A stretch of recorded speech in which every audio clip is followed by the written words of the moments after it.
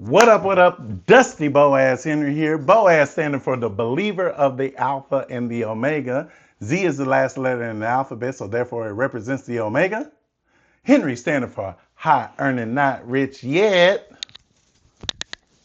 I got my microphone. I got my new microphone. But even with the new microphone, I'm still dusty. So it's a good thing I'm starting to understand a little bit more about what my fellow podcasters are doing as far as getting in front of this camera and recording in advance so that even if you're sick and you get a whole new hairstyle and you have to take a week or so off just so you can get your voice halfway back, that you at least still have videos coming out. So let's continue down our journey and let's continue in the book of Jonah. Surprisingly enough, in the last video that came out last week, we got to the end of chapter 1. And look at this.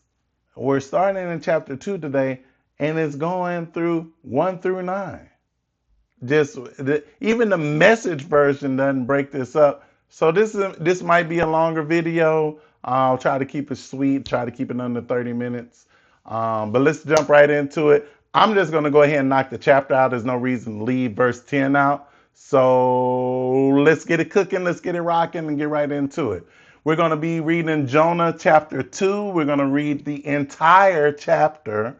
And we're going to start with the message version, as is tradition with this channel.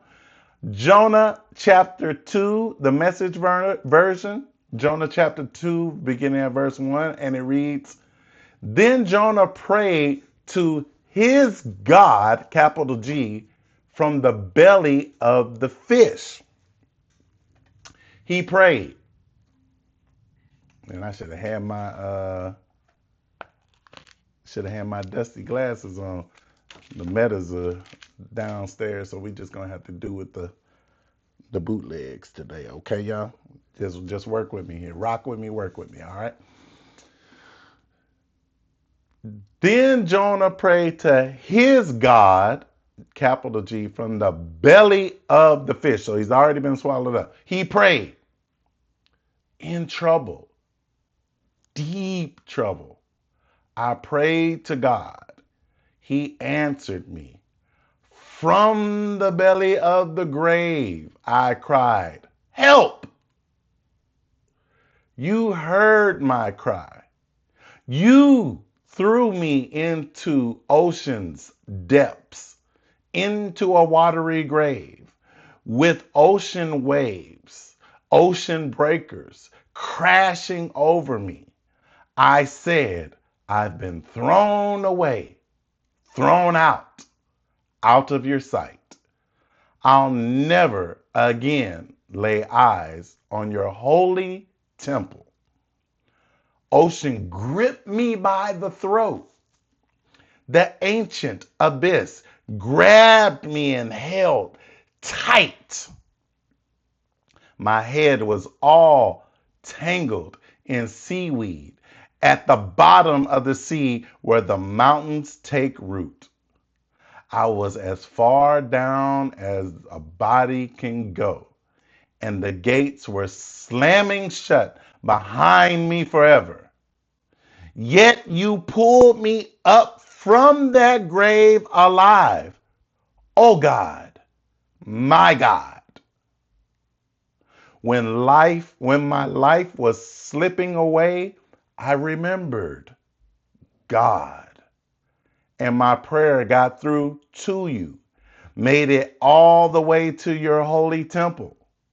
Those who worship hollow little g gods, God frauds, walk away from their only true love.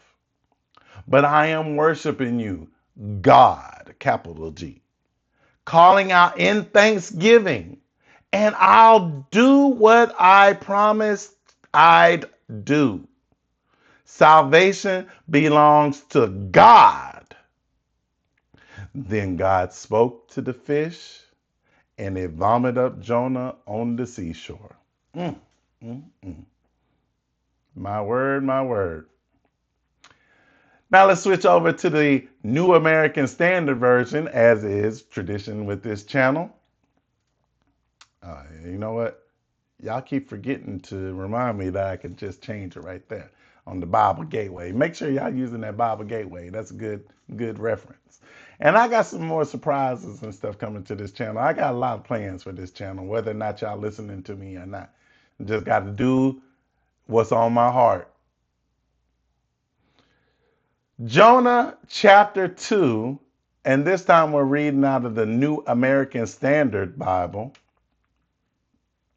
Jonah chapter 2, the New American Standard Bible. Jonah chapter 2, beginning at verse 1. And you can still hear that my voice is still not all the way back. It's still a little weak.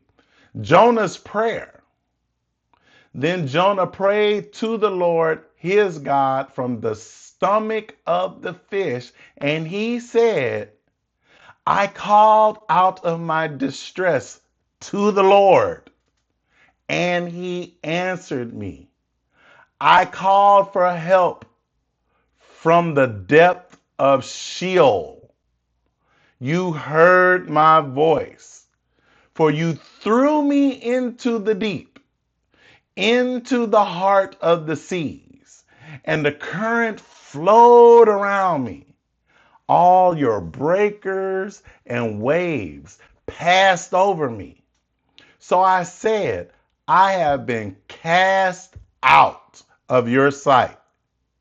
Nevertheless, I will look again toward your holy temple.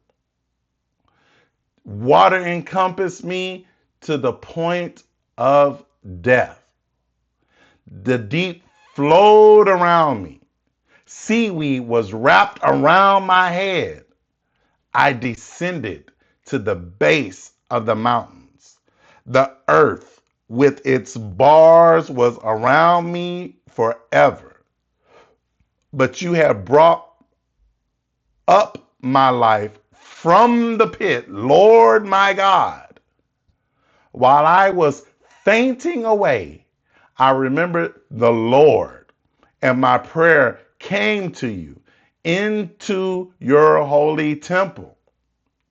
Those who are followers of worthless idols abandon their faithfulness, but I will sacrifice to you with a voice of thanksgiving that which I have vowed I will pay. Salvation is from the Lord. Then the Lord commanded the fish, and it vomited Jonah up onto the dry land. You know, what's amazing to me about this testimony that Jonah has, clearly this is after he's already been spit up, right?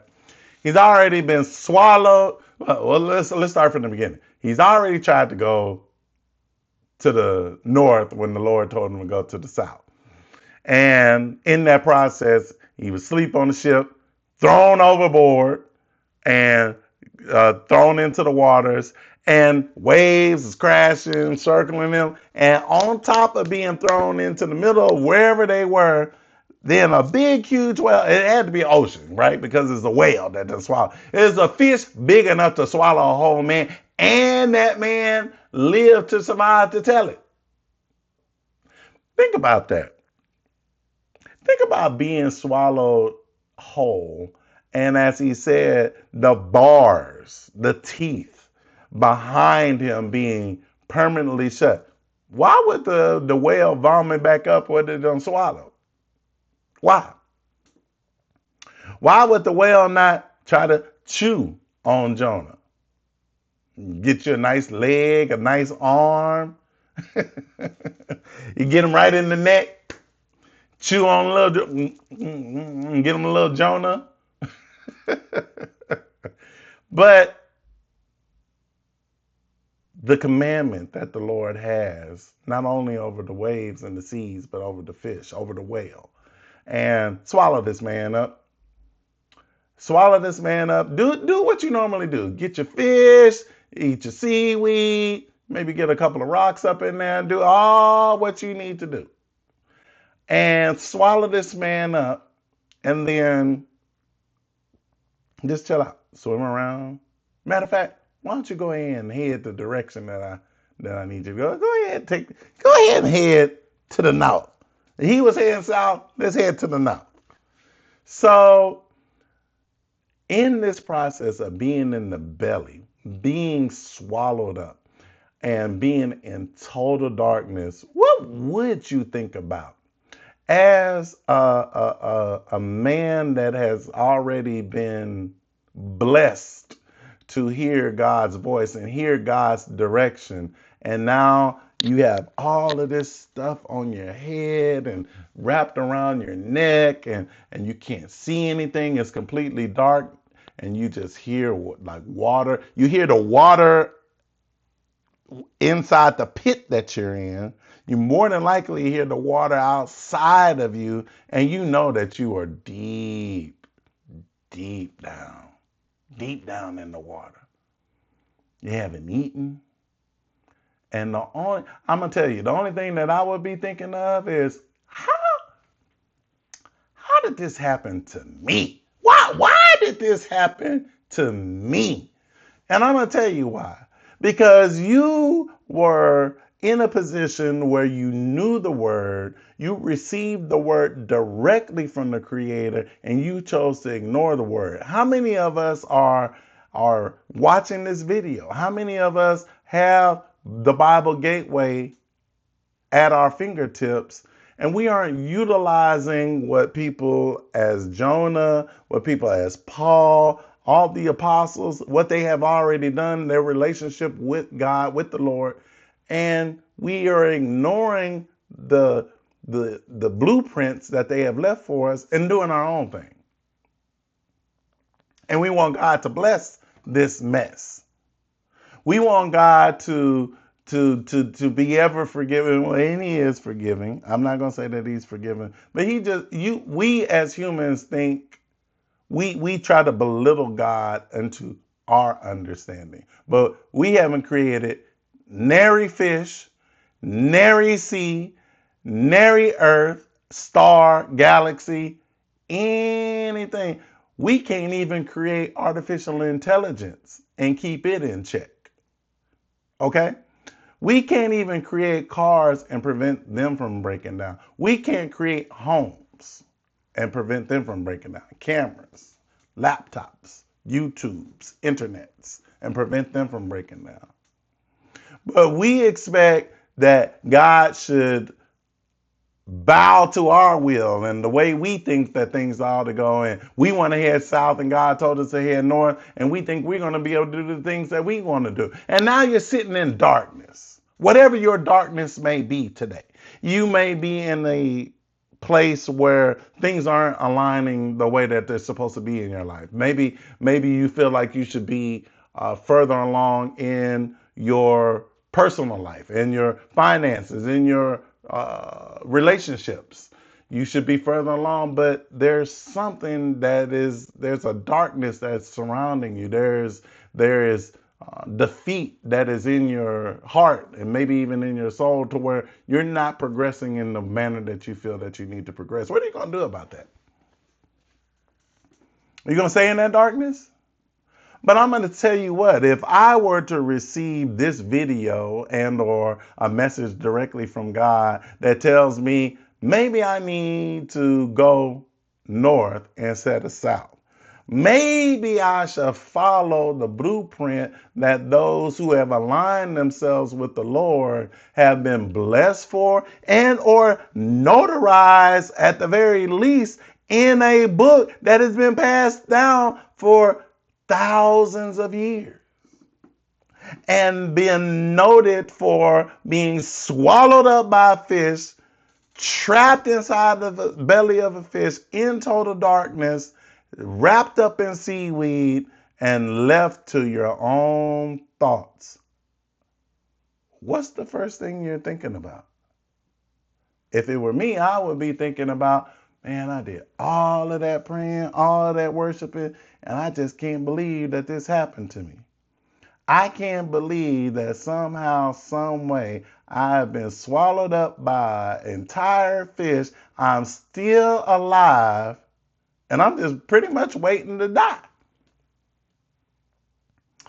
I remember going to the church and praying and asking God for direction and guidance. And, he thought enough about me to send me over there to Nineveh. And you know what, Lord? If I had another chance to do it all over again, God, I would just go ahead and take my behind to Nineveh. Yeah, Lord, Lord, Lord, Lord. I'm sitting in here waiting to die, Lord. Sitting up in here waiting and just seaweed choking me out.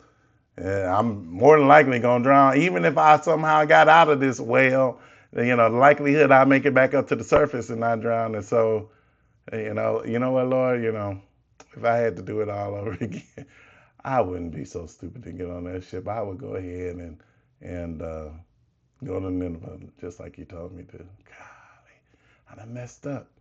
I done messed up. And somehow, some way, that prayer, that realization, the mercies that God has for us, the connection that He wants to maintain with us, and the closeness that He keeps us in, God heard his prayer and said, "You know what, my son? I'm going to give you another chance again. And you're going to take your behind to Nineveh. Fish, go ahead and spit them up. We done with him. We done with him. You know what? It sounds like he done learned his lesson now. We good with him. Go ahead and spit them up. Get him up out of there. Let him go. And I wonder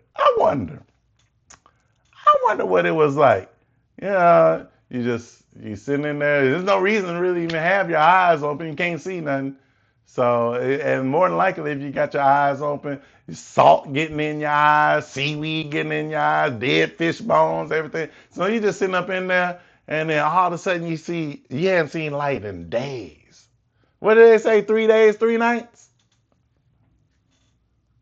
Let me go ahead and cheat. Let me go ahead and cheat. Did they go into details? It's been a while.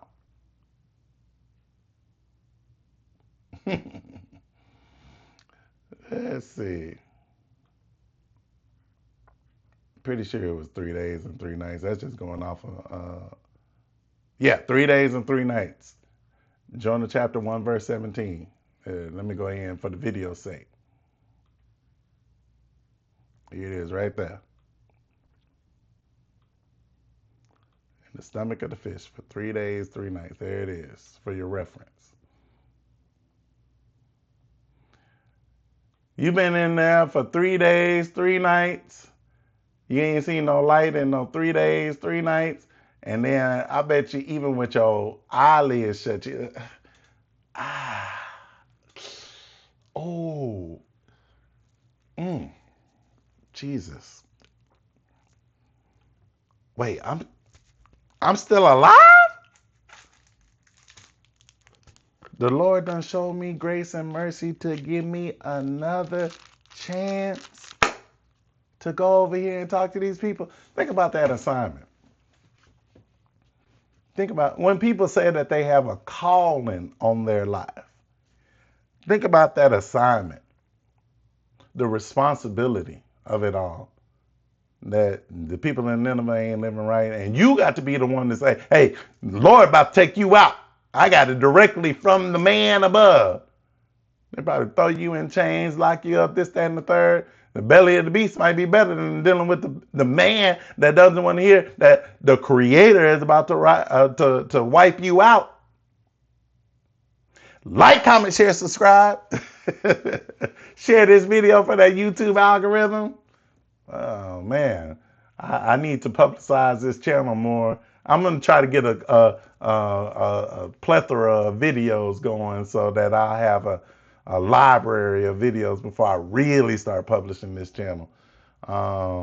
Because I haven't historically had a whole bunch of videos to even reference to. I've just only had a handful. So I'm getting better. You know, the health challenges from when the channel started, and just trying to keep a steady flow going. Like, comment, share, subscribe. How many minutes we at? So we kept it cool. We kept it at 20 minutes. You know what I'm saying? So I'm gonna go ahead and probably do chapter 3 today in this one particular setting, in this one sitting, so that I can have, build that library up. Like, comment, share, subscribe. Dusty Boaz Henry, yeah. Boaz standing for the believer of the Alpha and the Omega. Z is the last letter in the alphabet, so therefore it represents the Omega. Henry standing for high earning, not rich yet, but I'm still Dusty. And I even got an acronym for the Dusty that I've been working on. So we're going to have a full acronymed out name. Like, comment, share, subscribe. I'm out. Peace.